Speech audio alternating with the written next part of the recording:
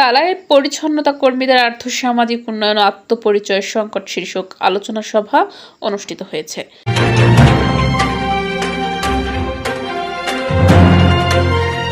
দর্শক, স্বাগত জানাচ্ছি বিবিআর নিউজে। শুনছিলেন সংবাদ শিরোনাম।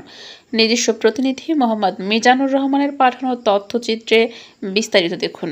Research initiative Bangladesh, Lancaster university, যুক্তরাজ্যের সার্বিক সহযোগিতায় তালা উপজেলার পরিচ্ছন্নতা কর্মীদের আর্থসামাজিক উন্নয়ন ও আত্মপরিচয়ের সংকট শীর্ষক আলোচনা সভা অনুষ্ঠিত হয়েছে।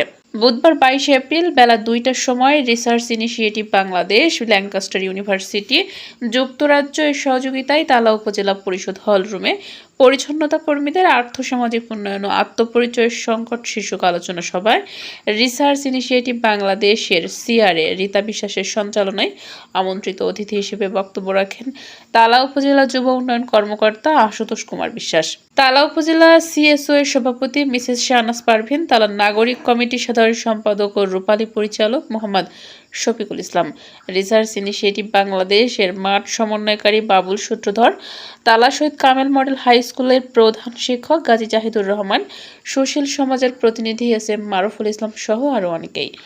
শীর্ষকে আলোচনা সভায় বক্তারা তাদের বক্তব্যে তালা উপজেলা পরিচ্ছন্নতা কর্মীদের আর্থসামাজিক উন্নয়ন ও আত্মপরিচয়ের সংকট নিরসন করার লক্ষ্যে সার্বিক সহযোগিতার আশ্বাস প্রদান করেন। এ সময় বক্তারা পরিচ্ছন্ন কর্মীদের পরিচয়পত্র সহ সরকারি বিভিন্ন সুযোগ সুবিধা প্রদানের লক্ষ্যে সহযোগিতা করার প্রতিশ্রুতি ব্যক্ত করেন।